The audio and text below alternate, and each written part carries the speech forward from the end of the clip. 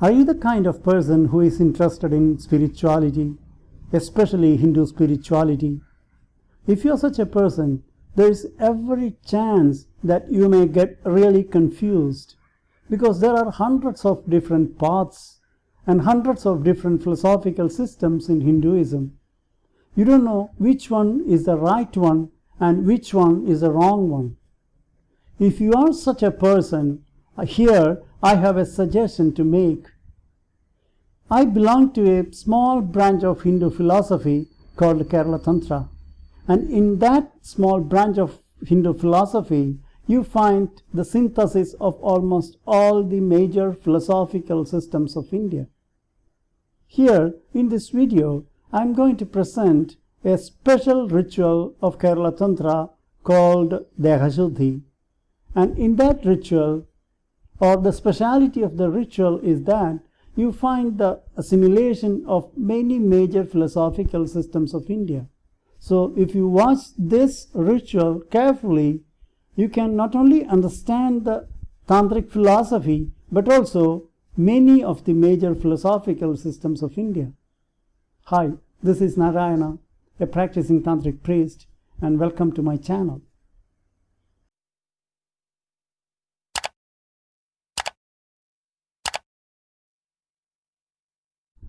Here I am going to demonstrate and explain one of the major rituals of Kerala Tantra.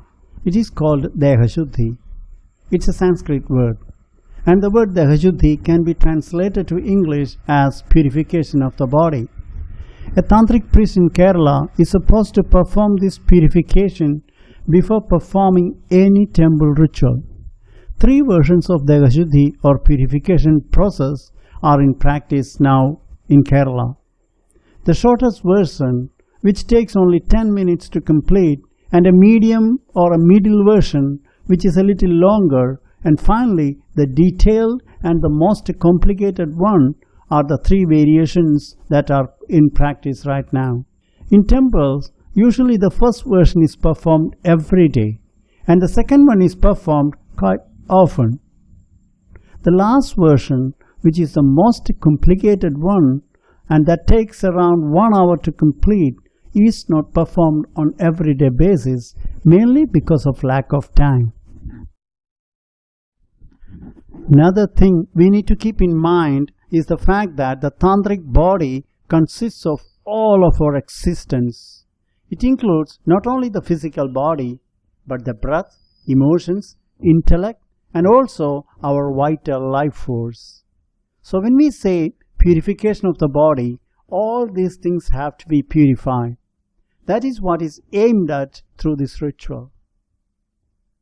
Here in this video, I am going to present and demonstrate how all this process is performed. Mantras and chantings are omitted because, as per the Tantric tradition, initiation in Tantra, it's called a Diksha, is a must for anybody to practice this ritual. For the convenience, we can divide the whole process into 3 sections. There is no such a division in the performance of the ritual, but here, for the sake of convenience and to explain the process, I am taking such a liberty. The 3 sections are Bhuta Samharam, Bhuta Srishti, and Devavahanam. We will see them in detail later.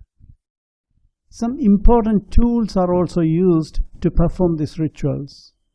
We have to be familiar with them. The most important ones are namely Mudra, Nyasam, Pranayamam, Bhavana, and finally Dhyanam. All these are Sanskrit terms. Hence, you may find them a bit difficult to understand. So let us see them one by one in detail. The first one is Mudra. Mudras are actually a particular type of hand gestures. As we know, our body has a language of its own. Different emotional states are manifested through different body gestures. Body gestures and our emotional states are intimately connected. By controlling and regulating our body gestures, we can to a certain extent control our emotional states too. Mudras are aimed to achieve this purpose. Next in the list is Nyasa. At the peripheral level, Nyasa is a kind of massage. massaging of our subtle body.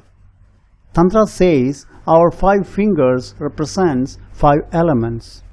According to Kerala branch of Tantra, thumb represents ether or akasha, index finger represents vayu or air, middle finger is the symbol of Agni or fire, and ring finger is that of Jalam or water, and small finger symbolizes Prithvi or earth. When the nyasa is performed, the priest visualizes that using his hands he is working with the 5 elements which are the basic blocks of our creation. Next one is pranayama. Pranayama is literally the regulation of our life force. Since the breath is the visible manifestation of our life force, by regulating our breath, we can control our life force too. Through pranayama, a spiritual aspirant tries to achieve that. A pranayama has 3 steps. The first one is purakam, regulating the inhalation process. And second one is rejagam, regulating the exhalation. And the final one is kumbhakam, regulating and managing the retention period. According to Tantra, inhalation through right nostril keeps the body hot, and inhalation through left nostril cools it. Here in this pranayama, both of them are systematically used. Next comes dhyanam. English translation of dhyanam is meditation. The word meditation is a loose term and it has many forms and formats, from Zen meditation to mantra chanting meditation. There are several variations. In Tantra, meditation means intense focusing on a particular idea or concept. When it is focused for a certain period of time, appropriate neural connections are formed in the brain. The last one is bhavana. The normal English translation of the word bhavana is imagination, but I think the actual meaning is something beyond mere imagination. The root of the word is bhav, which means to happen.